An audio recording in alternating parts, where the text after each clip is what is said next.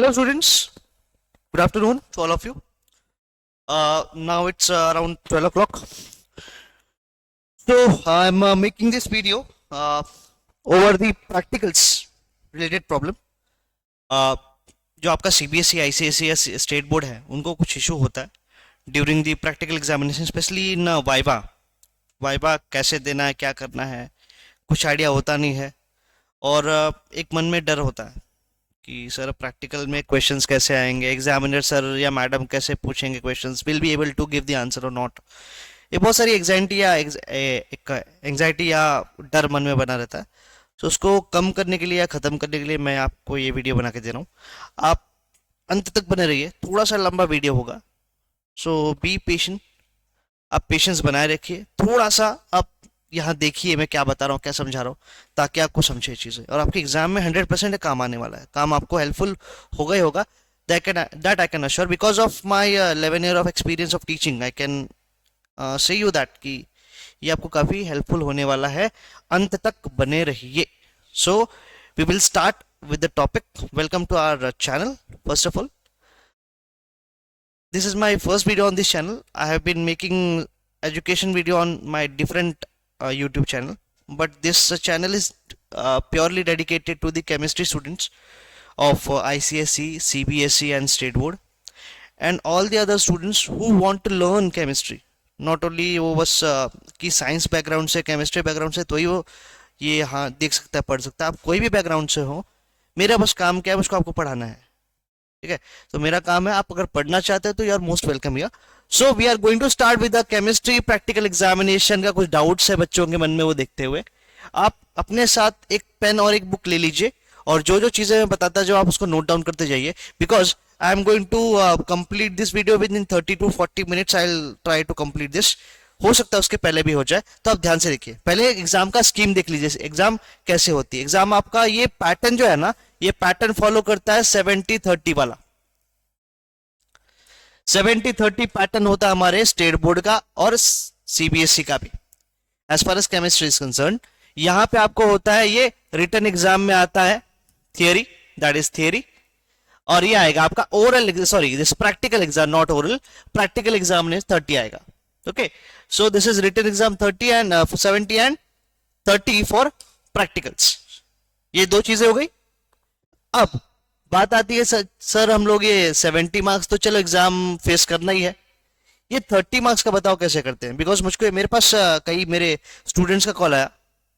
I was at different institute before this, so वहां से मुझे कुछ बच्चों का कॉल आया है।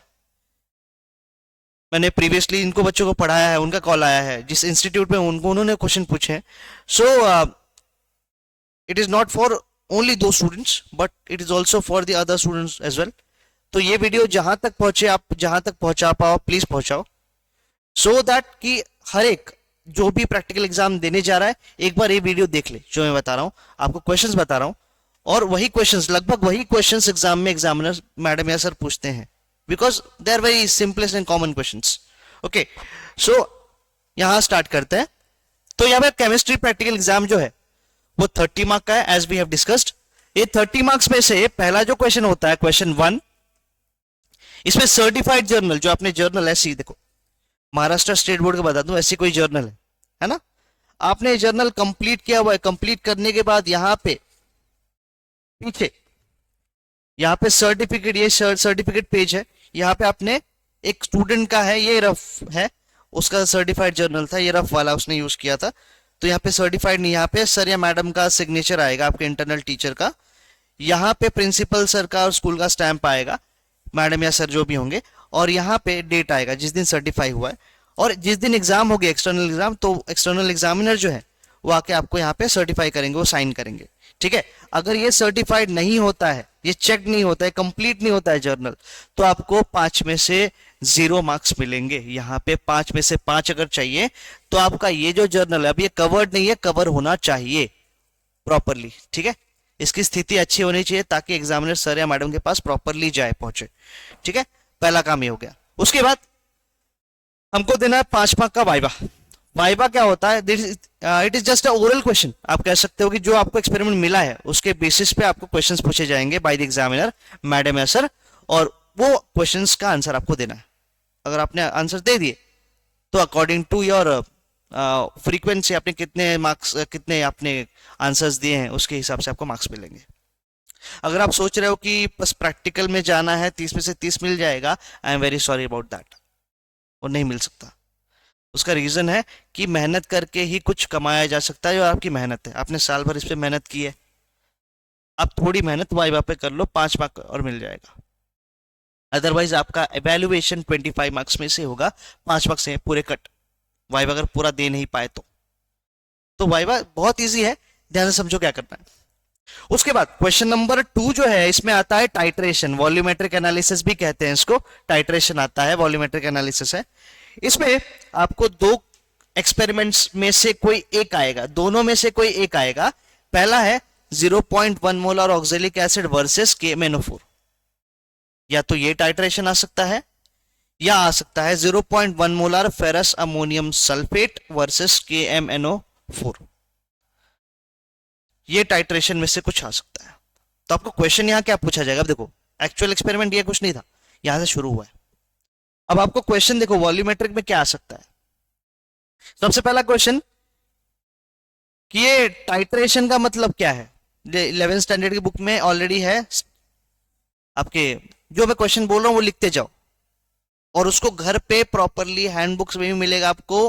हैंडबुक में आपको बता देता हूं, इस हैंडबुक में मिलेगा पेज नंबर, ठीक है, सम क्वेश्चन के आंसर मैं कुछ दूंगा, और यहाँ पे देखो एनालिसिस है, वॉल्यूमेट्रिक एनालिसिस कुछ इसमें है, कुछ 11th स्टैंडर्ड की एक हैंडबुक है, उसमें मैं आपको मिलेगा, ठीक है। सो पहला क्वेश्चन आएगा कि टाइट्रेशन क्या है या वॉल्यूमेट्रिक एनालिसिस क्या है। दूसरा क्वेश्चन आएगा कि अब मान लीजिए कि ये टाइट्रेशन कौन से टाइप का है, तो आपको बोलना है कि ये रेडॉक्स टाइप टाइट्रेशन। अब बोलना है टाइट्रेशन, अगर मैडम या सर पूछे कि कौन से टाइप का टाइट्रेशन है, वेरियस टाइप टाइट्रेशन होते हैं, जैसे एसिड बेस है, रेडॉक्स है, अर्जेंटोमेट्रिक है, बहुत सारे हैं, तो ये बोलना आप कि ये रेडॉक्स टाइट्रेशन है। रेडॉक्स क्यों, अगर पूछा जाए काउंटर क्वेश्चन, तो आप बोलना कि यहाँ पे KMnO4 is a oxidising agent. KMnO4 जो है, आपको अगर दिख रहा हो तो अच्छी बात है, KMnO4 इज ऑक्सीडाइजिंग एजेंट। वो ऑक्सीडाइज किसको करता है, ऑक्सैलिक एसिड को। KMnO4 इज ऑक्सीडाइजिंग एजेंट, वो किसको ऑक्सीडाइज करता है, फेरस अमोनियम सल्फेट को।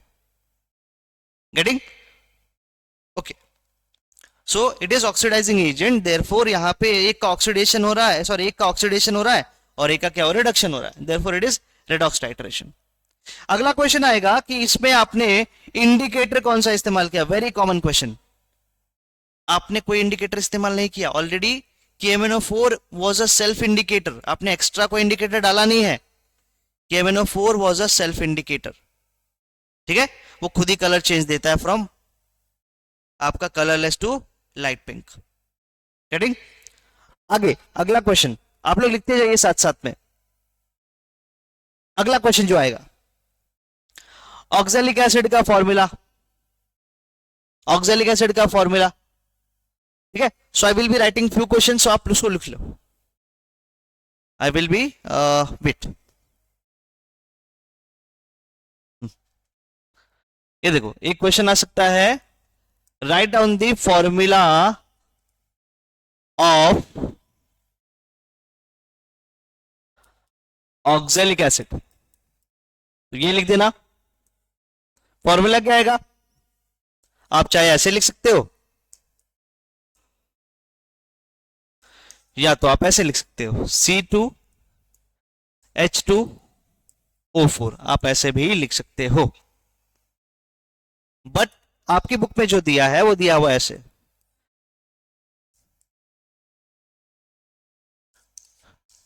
डॉट 2H2O, डॉट का मतलब होता है इनटू, ये 2H2O क्या है, बोलोगे सर ऑक्सैलिक एसिड का फॉर्मूला तो यही होता है, ये 2H2O क्या है, ये क्या है, actually it is water of crystallisation,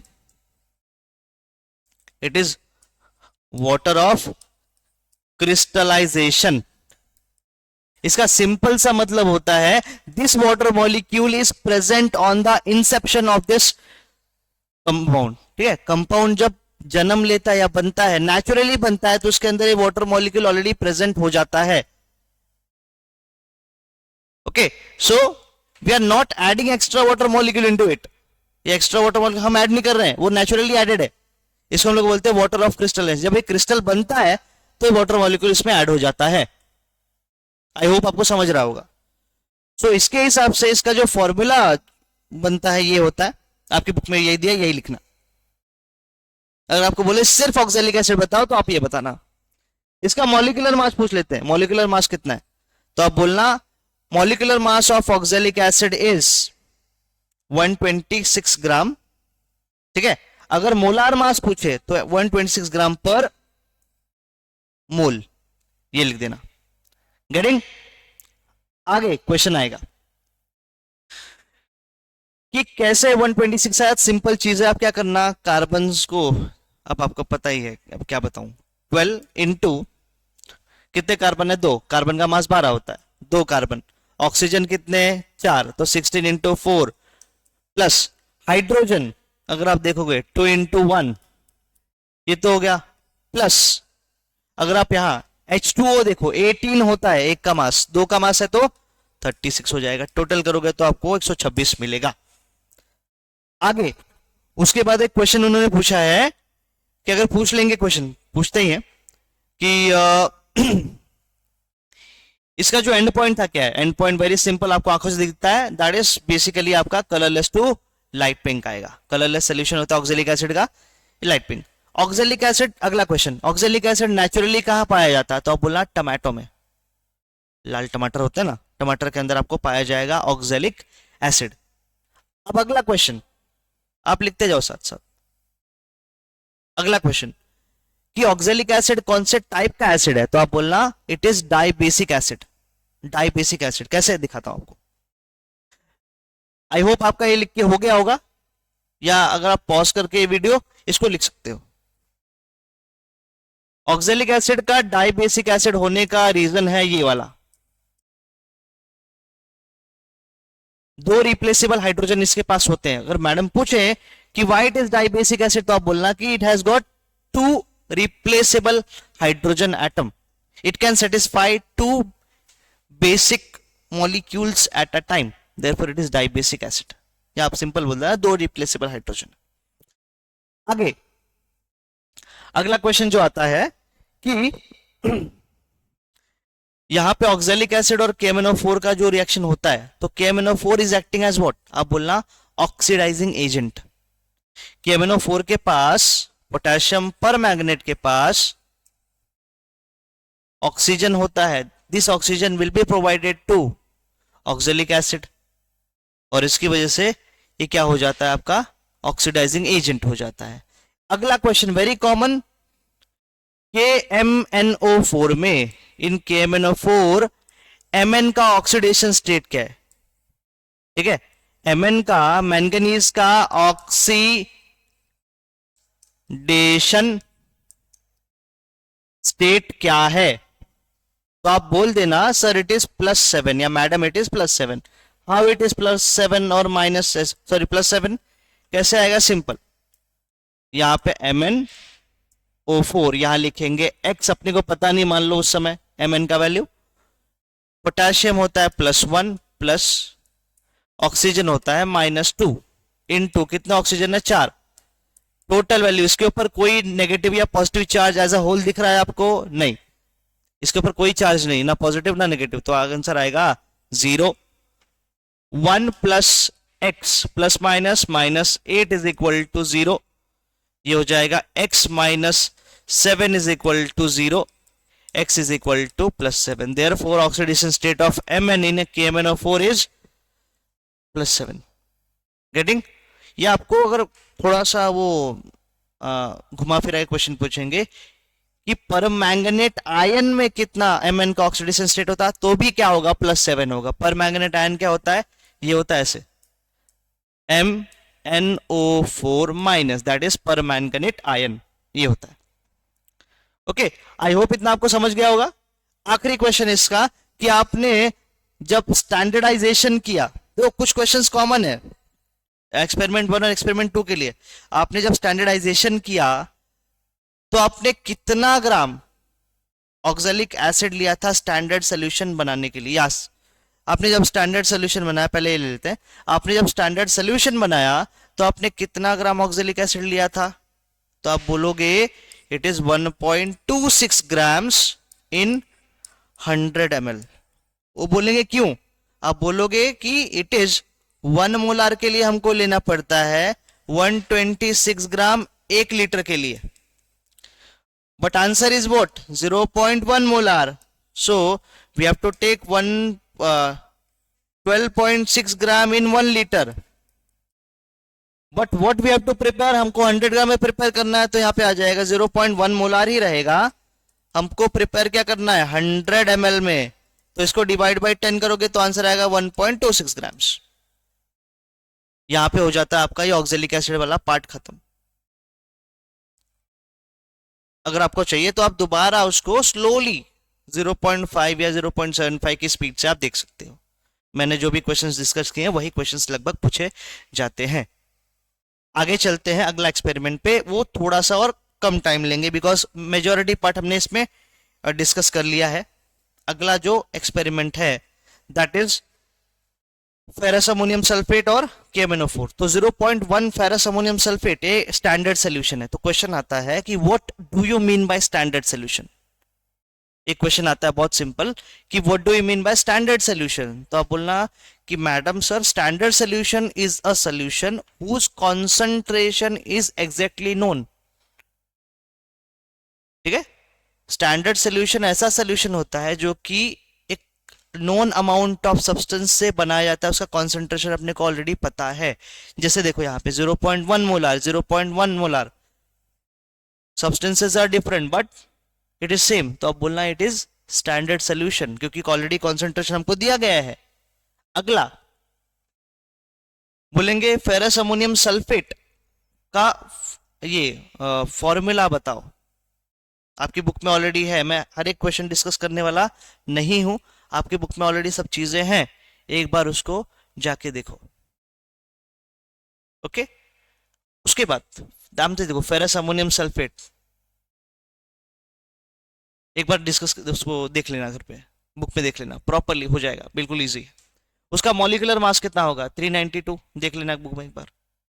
आपने कितना ग्राम फेरस अमोनियम सल्फेट लिया प्रिपेयर करने के लिए स्टैंडर्ड सोल्यूशन? आप बोलना 3.92 ग्राम्स, जो भी लिया होगा देखो बुक में, है ना। क्वेश्चंस कैसे पूछते हैं क्वेश्चन में बता रहा हूं आपको, आंसर आप खुद देख सकते हो उसको, so that you won't waste time in looking at this.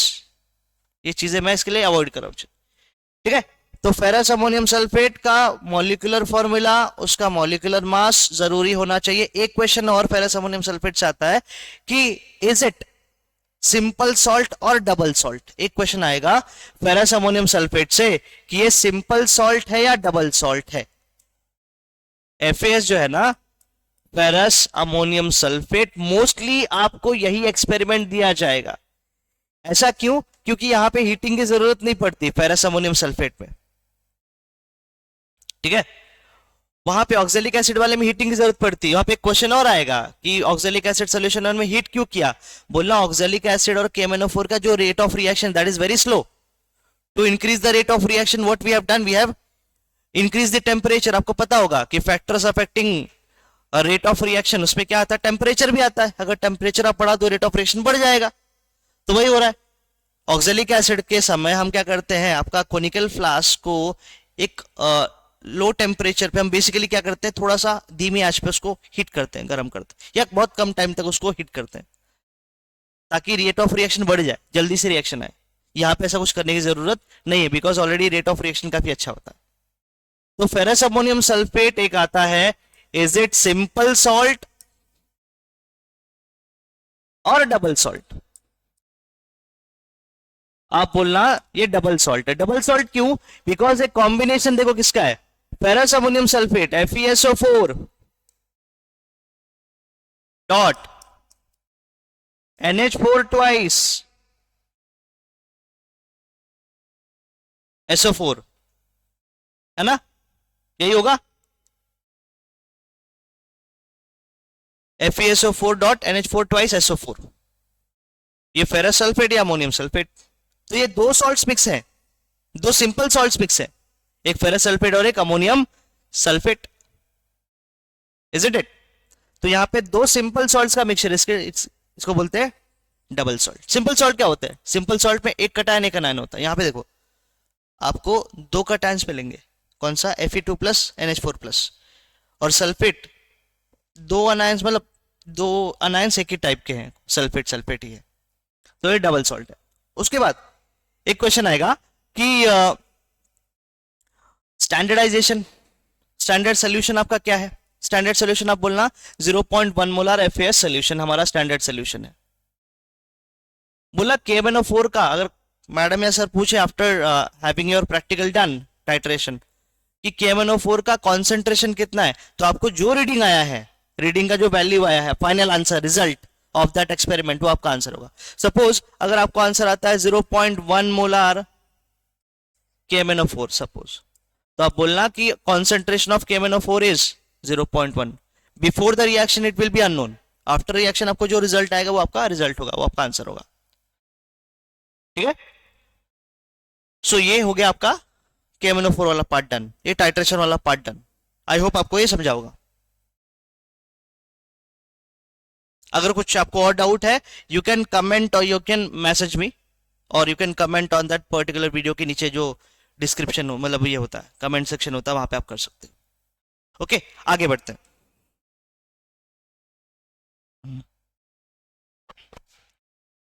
वो KMnO4 वाला जो पार्ट है पहले एक्सपेरिमेंट का और दूसरे एक्सपेरिमेंट का सेम है, तो वो बिल्कुल सेम रहेगा। आगे जो दिया हुआ है यहाँ पे क्वेश्चन नंबर 3 जो है, इसमें आपको detection of two basic radicals आएगा। तो सबसे सिंपल पहला क्वेश्चन होता है कि बेसिक रेडिकल क्या होता है। अब बोलना बेसिक रेडिकल मतलब कटायंस। कटायंस मतलब these are ions having positive charge, ion जिनके ऊपर क्या है, पॉजिटिव चार्ज प्रेजेंट है। ओके, सो ये कटायंस, दो कटायंस आपको यहाँ पे दो कटायंस मिलेगा, दो बेसिक रेडिकल्स मिलेगा,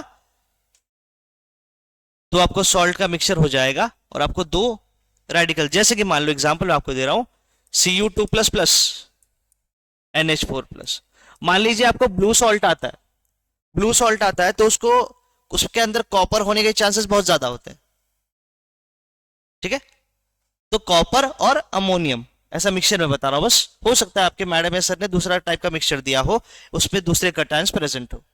तो आप क्या करना, ये जो रेडिकल्स का जो CT है, कंफर्मेटरी टेस्ट, हर एक रेडिकल का कंफर्मेटरी टेस्ट याद कर लो, आपको शीट दी जाएगी एग्जाम में।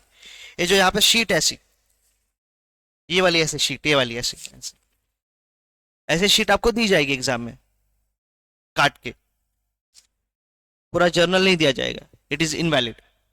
तो आपको शीट क्या करना है, शीट लेके वो एक्सपेरिमेंट करना है। गेटिंग?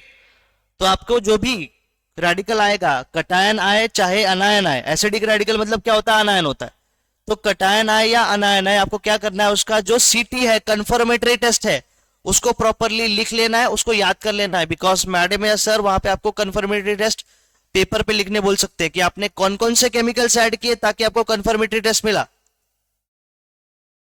आपको जो भी रेडिकल आए उसका कंफर्मेटरी टेस्ट पक्का पक्का पक्का करके जाओ। दूसरा चीज, शीट आपको दी जाएगी, इसमें आपको बोला जाएगा कि मान लीजिए कॉपर अमोनियम आपको मिक्सचर आता है एग्जाम्पल, तो कॉपर कौन से ग्रुप का पार्ट है, ग्रुप 1 है। ये मैं पीरियोडिक टेबल की बात नहीं कर रहा हूं, मैं रेडिकल के ग्रुप की बात कर रहा हूं। तो कॉपर कौन से ग्रुप का पार्ट है, आप बोलना ग्रुप 2। अमोनियम कौन से ग्रुप का पार्ट है, बोलना ग्रुप 0। अब बोलना ग्रुप 0।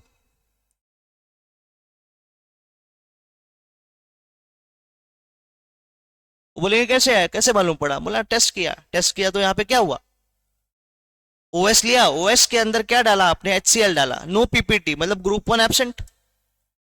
उसी OS के अंदर आपने क्या किया, HCl डाला प्लस उसके अंदर H2S गैस पास की, ब्लैक PPT आता है, which means group 2 is present. ऐसे आपको ध्यान देके आंसर देना है। वेरी इजी क्वेश्चंस होते हैं इसमें, इसमें ज्यादा वेरिएशंस होते नहीं है, तो आपको क्वेश्चंस बहुत अच्छे मिल जाएंगे इसमें। अमोनियम आपको पूछ लेंगे, अमोनियम का फॉर्मूला लिख के दिखाओ, अमोनियम नाम लिख के दिखाओ, कई लोगों को ये भी नहीं आता।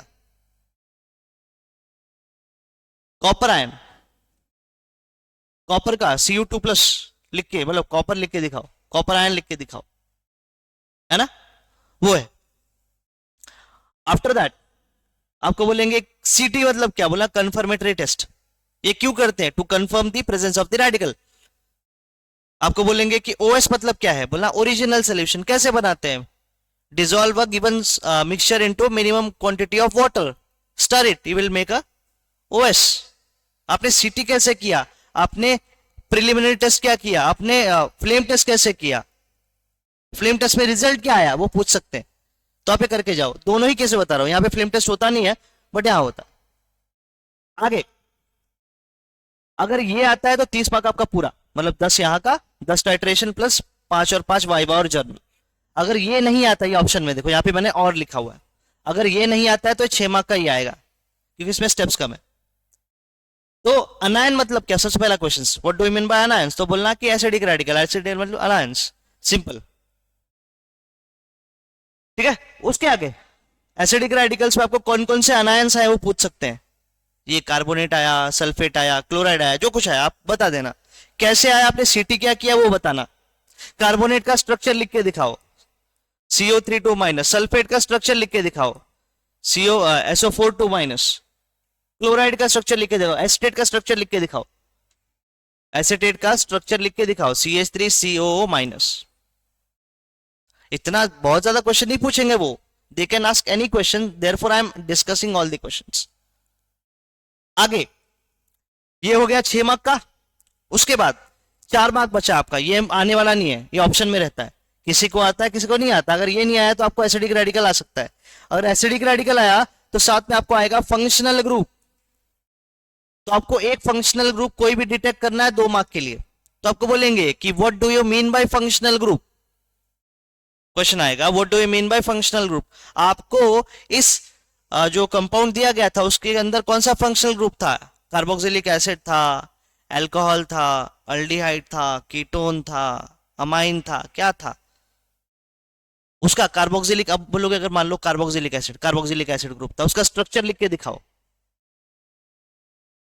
ओके, ऐसा सिंपल क्वेश्चन। अगर अल्डिहाइड, उसका स्ट्रक्चर लिख के दिखाओ।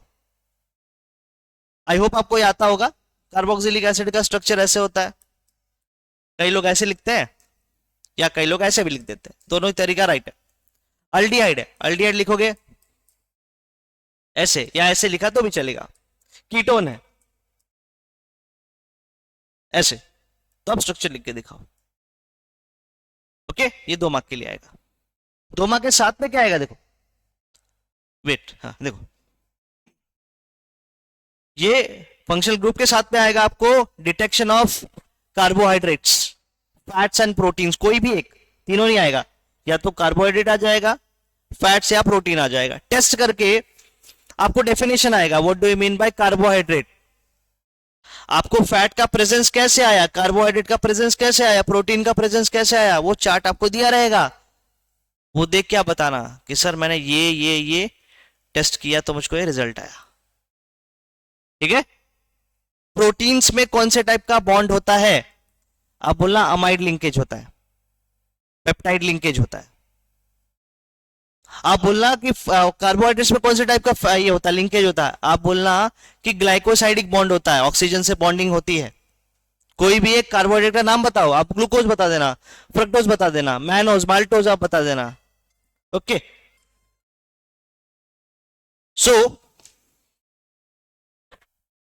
ये हो गया आपका यहां पे 2 मार्क का एक्सपेरिमेंट खत्म। अगर ये नहीं आया तो ये 6 + 4 10 मार्क्स।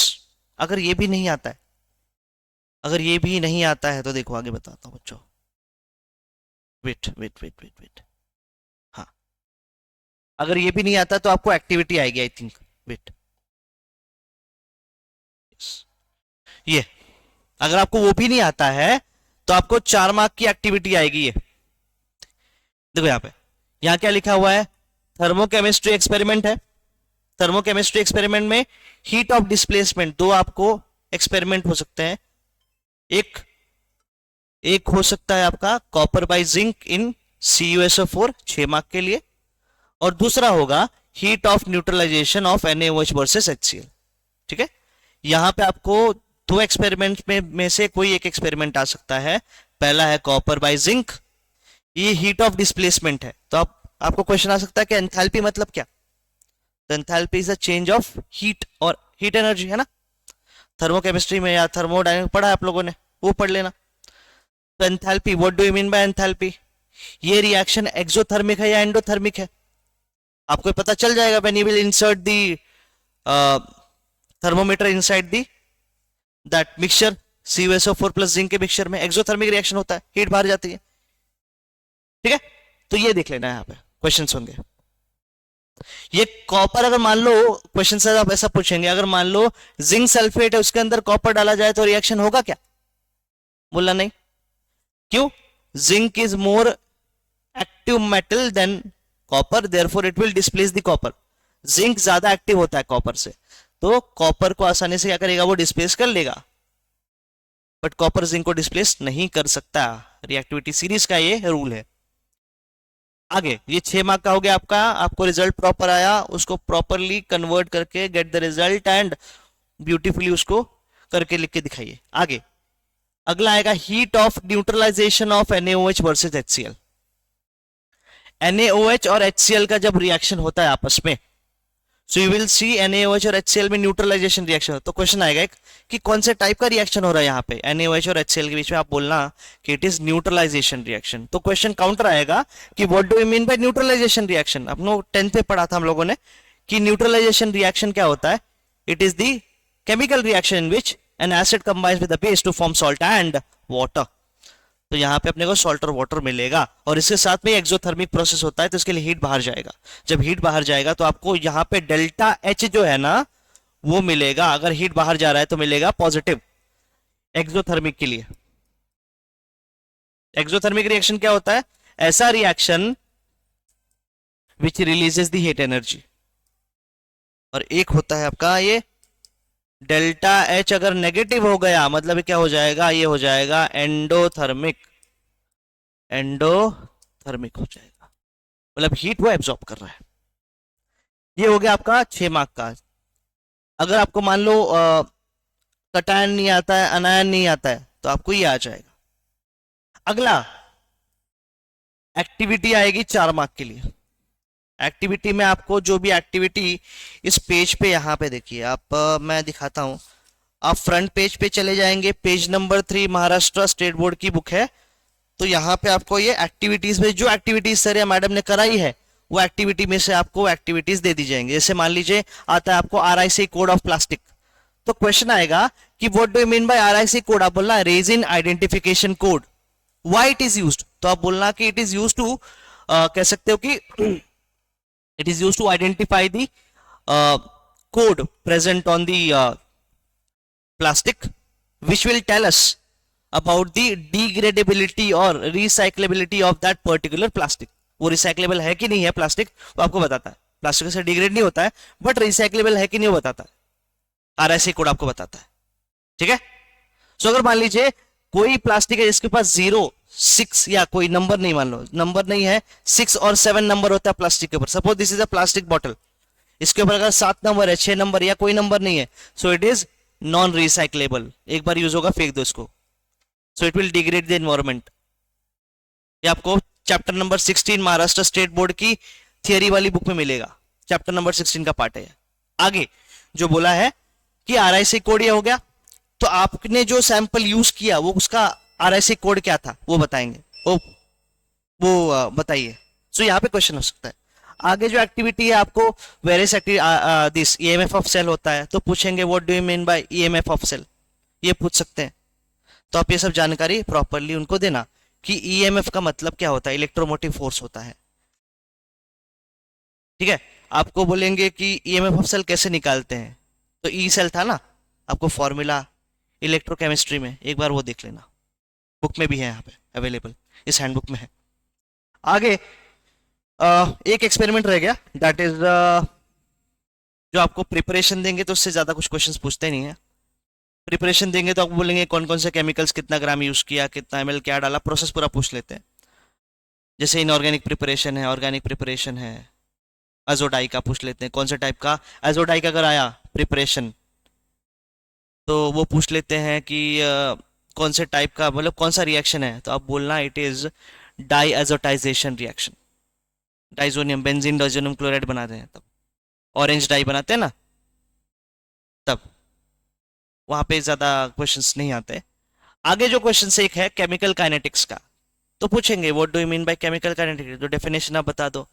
इसमें जो आपका ये था this sodium thiosulphate versus HCl, वहां पे हम क्या कर रहे हैं, वो हीटिंग वाला जो दूसरा एक्सपेरिमेंट है ना, उसको लोग जनरली देते नहीं बिकॉज उसका रिजल्ट रिलायबल नहीं है, वो टाइम लेता है। इसके लिए आपको सोडियम थायोसल्फेट और HCl का ही टाइट्रेशन या सॉरी केमिकल काइनेटिक देंगे लोग, तो आप उसी पे फोकस करना। सोडियम मोस्टली आपके सर या मैडम ने वही प्रैक्टिकल्स लिए होंगे। सो सोडियम थायोसल्फेट और HCl का जो रिएक्शन हो रहा है वो सोल्यूशन टर्बिड क्यों हो रहा है, बोलना कि because of precipitation of sulphur, sulphur के प्रेसिपिटेशन से उसका कलर जो टर्बिड व्हाइट हो जा रहा है सोल्यूशन का आफ्टर सम टाइम। टाइम देखो कब लग रहा है, when quantity of sodium thiosulphate increases, क्या हो रहा है, rate of reaction also increases, इसके लिए टाइम डिक्रीज हो रहा है। जैसे आपने क्या किया, सोडियम थायोसल्फेट का क्वांटिटी बढ़ाया, HCl क्वांटिटी सेम रहता है 2-2 ml, लेकिन आपने क्या किया, जैसे ही HCl का सॉरी सोडियम थायोसल्फेट का क्वांटिटी बढ़ाया, वैसे वैसे रेट ऑफ रिएक्शन क्या होता है, फास्ट होता है, टाइम कम लगता है। तो इसमें आपको बोलेंगे कि कौन कौन से फैक्टर्स है which affect the rate of reaction, आप बोलना कॉन्सेंट्रेशन, यहाँ पे जो इस एक्सपेरिमेंट पे सोडियम थायोसल्फेट और आपका जो HCl है उसपे concentration is playing vital role. अगला जो एक्सपेरिमेंट है उसमें टेम्परेचर, क्योंकि आपको हीट करना रहता है, अगला जो काइनेटिक का एक्सपेरिमेंट है उसमें आपको हीटिंग करना पड़ता है, उसमें temperature increases then rate of reaction increases. इस वाले में सोडियम थायोसल्फेट और HCl में सोडियम थायोसल्फेट का कॉन्सेंट्रेशन आप बढ़ा रहे हो तो क्या हो रहा है, रेट ऑफ रिएक्शन बढ़ रहा है। तो rate of reaction increases when temperature increases, concentration of reactant increases, catalyst, pressure, ये फैक्टर्स हैं। तो आपको ये क्वेश्चंस आएंगे और easily you can go through. आपको क्वेश्चन और क्या पूछेंगे कि सोडियम थायोसल्फेट का फॉर्मूला बताओ, आपकी बुक में ऑलरेडी है, सोडियम थायोसल्फेट का फॉर्मूला बताओ। ओके, हाइड्रोक्लोरिक एसिड HCl का फॉर्मूला, किसी को अगर कुछ नहीं आता तो वो पूछ लेंगे HCl का formula. Even I have went to some colleges जहां पे उनको कुछ नहीं पता होता, तो मैं पूछता हूँ बेटा केमिस्ट्री लिख के बता, so that we could give you the marks. मैंने 1-2 बच्चों को 1-1 मार्क्स दिया ऐसे, क्योंकि वो पास नहीं हो पाते। ठीक है, सो आप इतना डिमोरलाइज मत हो, मैं आपको बता रहा हूँ अपनी आप बीती, तो आपके साथ ये ना हो इसके लिए सेशन लिया था। आई होप आपको ये समझा होगा। अगर कुछ डाउट, डिफिकल्टी या फीडबैक आपको देना हो तो ये चैनल जो अपना है, अपना ही चैनल, आपका चैनल है, मेरा चैनल है, हम सभी का चैनल है, उस पर आप कमेंट कर सकते हैं। अगर आपको ये अच्छा लगा हो तो आप अपने फ्रेंड्स के साथ शेयर कीजिए, नॉट ओनली दिस ईयर, अगले साल भी जो स्टूडेंट्स हैं उनको भी कुछ जानकारी मिल जाए। I hope you have like this session. Thank you so much. जय हिंद।